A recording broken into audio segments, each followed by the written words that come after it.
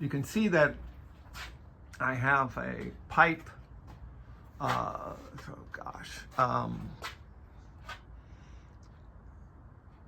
my clamps up here. I have pipe clamps. I'm not happy with the pipe clamps, and that's why I went to these, and I forgot what the brand name is on these, but they're fantastic. I highly recommend, and they're actually made in the United States. What are these things called? I don't know what they're called. Universal Clear, made in USA. Oh, Dubuque or something. A DUBUQUE. I don't know. It's kind of French sounding, I think. Of course, the rack for the pipe clamps, or I don't know, the clamps for the woodworking that I do. It's very nice. I got that little thing on YouTube. YouTube's great. I don't really use the C clamps as much anymore. I use them every once in a while, but I use those clamps. I use all these clamps. Clamps are pretty great if you're not using nails or pocket holes. But this was all cluttered up with just a mess of extra wood from the other projects, and I've used up most of it. And gosh, I don't want to burn it, and so I'm trying to find projects to fill in. And shelves are great. This is one of the shelves I got from my kitchen, probably put in the 40s or the 50s, and I love it in the garage. Really has helped me organize quite a bit in here. Anyway, let me pull out my workbenches. If you look at this, you notice that it's on wheels. Okay. I put these workbenches on wheels. This is all milled from my brother's trees that he had chopped down by the power company. I don't think they charge him, but he didn't have a chainsaw that could handle it. And so I ended up milling a bunch of it. Here's some cedar that I've milled for fencing for my front. The fencing is starting to kind of fall apart. I keep repairing it because the city, we live in California here, and the city gets kind of angry at you when you build a fence too close to sidewalk. I do have C2 zoning, I have business zoning here, and so when I put it up, they didn't give me a hard time, and there was originally metal fencing that someone crashed into before I bought the house in the 80s.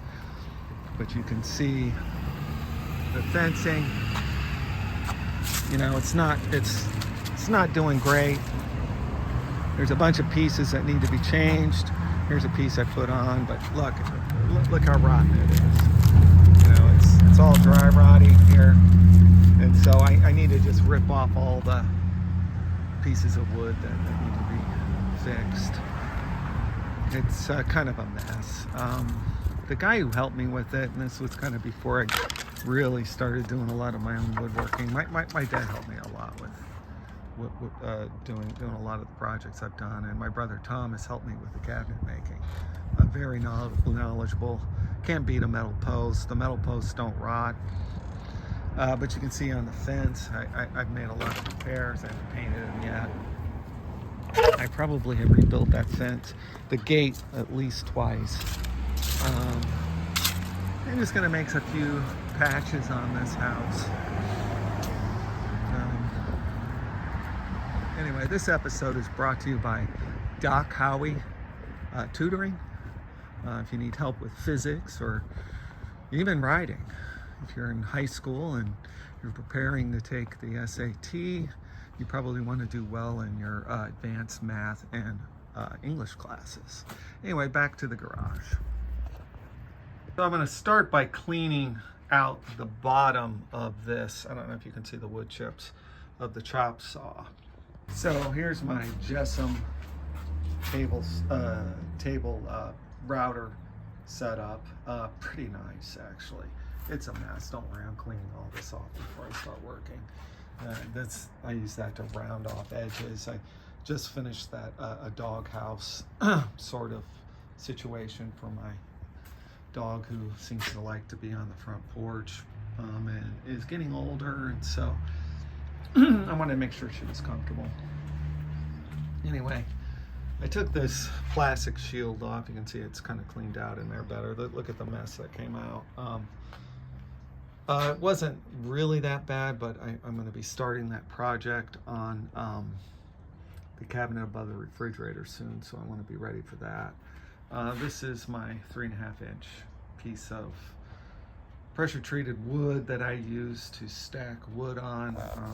You probably already know this, but these are about 3.5 inches high, and you want to have something level on when you're making precision cuts. I'll be just doing rough cuts today, though. Screwdriver, you can see it's a multi. It's not a standard, Phillips or flathead. It's like a 5. It's one of those star things that they decided that they have to complicate our lives with making a billion new screwdriver heads, which, whatever. Anyway, this came with the Jessom. You can see the Jessom logo on it. Jessom's a pretty good product. Kind of a pricey side, but made in Canada, so I don't feel too bad. It's not made in China, so it's probably not going to break. And my brother says they have great customer service. I've had one little thing go wrong, and I just replaced some screws. The lift, some of the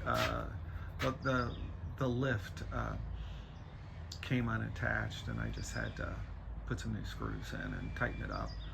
I think it's ready to go out on me again. I might have to get down there and play with it some more.